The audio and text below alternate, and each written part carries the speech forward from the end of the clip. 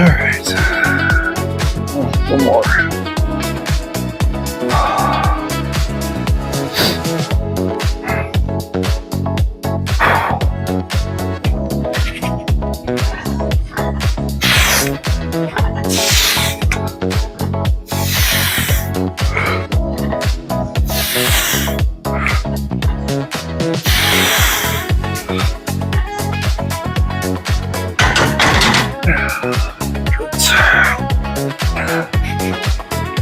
Just a few more here.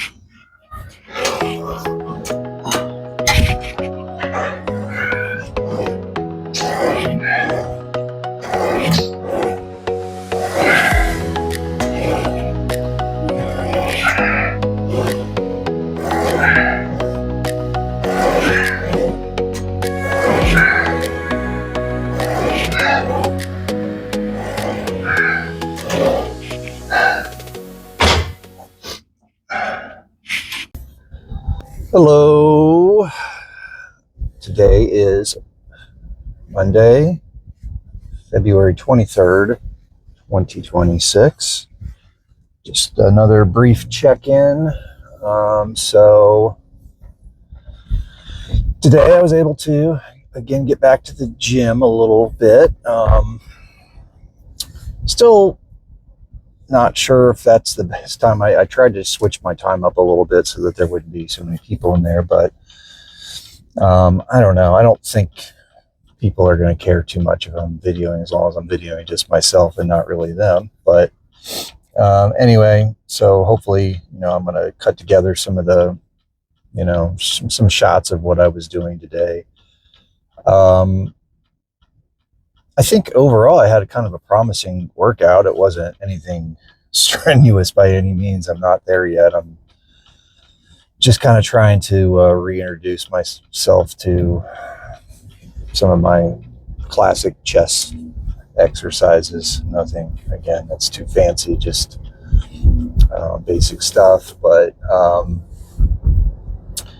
I felt pretty strong, and the wrist wasn't bothering me too much. It was woke up this morning and it was a little sore.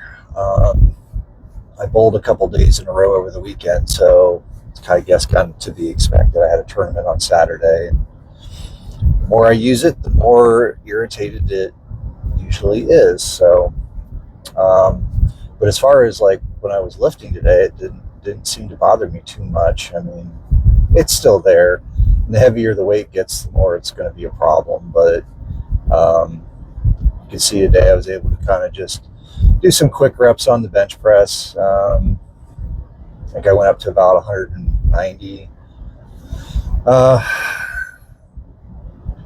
I think I can comfortably get maybe 15, 20 pounds heavier than that, and that's probably right now about where we're at. So then the trick is again going to be, how do I strengthen my chest without putting too much pressure on the wrist itself?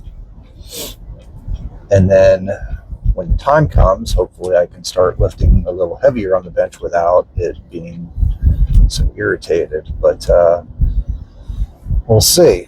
So bench press, then some dumbbell bench press, and then I did a few other little things that I didn't video, but I did some cable tricep. I will say this: in my years of experience with bench press and chest workouts, like I can't emphasize enough that tricep day goes really well with chest day. I think shoulders also fit in there pretty nicely, but people who are new to working chest, I think you need to understand that half of the push is done by your triceps. So you really have to work both of them equally. So I have always done both on the same day, and I actually think that working triceps is maybe just even a little bit more important than what you do with your chest when it comes to lifting heavy with bench press, because after you get halfway through the press, then you rely on your tricep to push it the rest of the way up. So my favorite exercise over the years, I think I videoed that a little bit today, is the rope tricep. And the reason that I like that is I can do two different exercises at once. I'll do just the straight push down, and then I like to do the over the head, almost mimicking like a skull crush motion. So really big on those. I like to do kind of a medium weight on those and try to get somewhere between 8 to 16 reps with just the down press, and then I will do maybe 6 to 12 of the overhead, and that usually gets my triceps burning pretty good. So and they were burning today. And then after that, I was experimenting with some wall, like like a push-up motion with the bands that were attached to the wall. I don't know that I loved that. I don't think I got a whole lot out of that, honestly. But any sort of motion that can kind of mimic like a push-up without putting all of the pressure of my body weight on my wrist, I think might be worth at least trying. So I'm going to keep tinkering with that. And then I did some like assisted dips, which again, triceps.